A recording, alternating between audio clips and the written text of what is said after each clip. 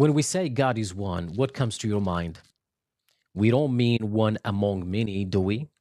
We mean he is the necessary existent, the absolute, the eternal, the self sufficient.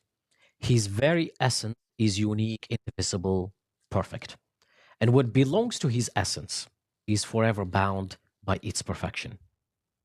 So then, what happens when my dear Christian brothers and sisters claim that God's essence can have persons within it? Let's examine this ideology theologically, logically, and historically.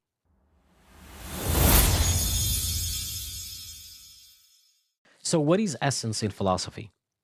Essence is that which makes a thing what it is, its very nature, and everything that flows from it belongs to it essentially. So, if God's essence is one, absolute, infinite, then his will is absolute, his knowledge is absolute, his life is absolute. You can't divide the infinite, you can't partition the absolute. Ibn Taymiyyah rahimahullah said, the essence of the Lord is one. He doesn't have within himself separable entities or persons, for he is one in his self, names, and attributes. So if God has persons that are distinct from each other, those persons would either A, belong essentially to the one essence and thus cannot be distinct, B, or be separate beings, which means now have multiple gods. The Trinity tries to have it both ways and fails on both accounts. The doctrine of the Trinity claims one God in three persons: Father, Son, and Holy Spirit. Each person is fully God, yet distinct from the other. But here is the unavoidable problem. If each person is fully God, then each must possess the fullness of the divine essence. But if they are distinct, they must have something the other doesn't. Otherwise, why are they distinct? Either they're distinct and incomplete, meaning none of them is fully God, or they're not distinct, which collapses the Trinity back into simple monotheism. Even Christian philosophers such as Richard Swinburne admits the doctrine of the Trinity is a mystery, in that it seems logically incoherent. And even Saint Thomas Aquinas, though defending the Trinity, confessed it surpasses reason, the mystery of faith, which translates to it doesn't make sense, but you must believe in it. But the Quran says in the meaning of the translation, do they not reflect? If this had been from other than Allah Azza wa Jal, they would have found within it much contradiction. The truth does not contradict reason. And now let's take a step back.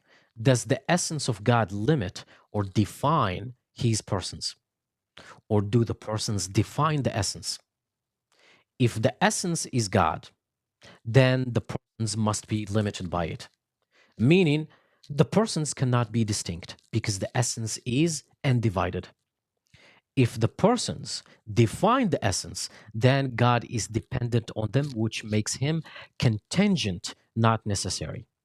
This is why classical Islamic theologians such as Imam al-Tahawi put it so beautifully and plainly. He said, he is one indivisible. Nothing is like him. Nothing can limit him. He has no parts or partners. The Trinity, however, says Father is God, the Son is God, the Holy Spirit is God. But Islam says Allah is one. He begets not, nor is he begotten. One essence equals one God equals no persons. If you look at the triangle, it has three sides, but a side of triangle is not a triangle. You can't divide the infinite. You can't personify the absolute. The Trinity was not preached by Jesus. The word Trinity never mentioned by him. The concept of three co-equal persons never taught by Jesus.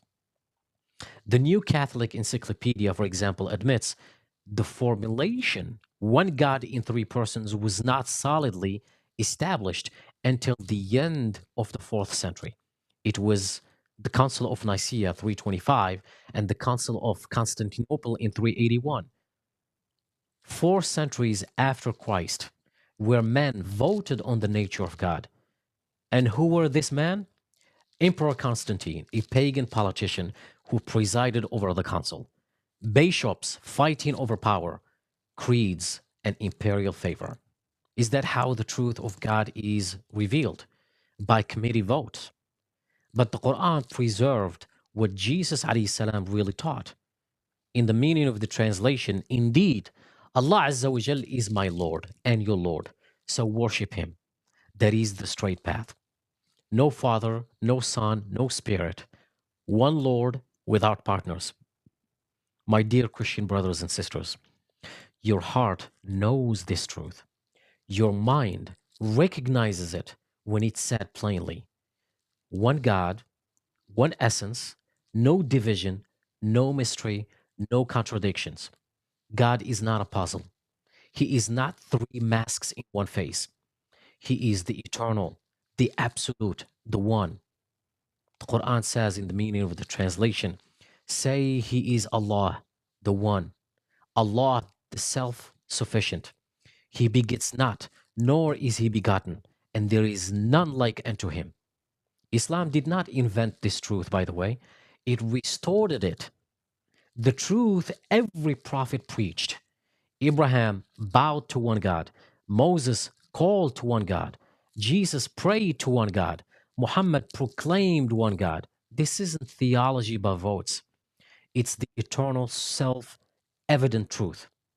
There is no deity worthy of worship except Allah Azza wa Jal, the creator of all that exists. And every heart that seeks the truth will find Him.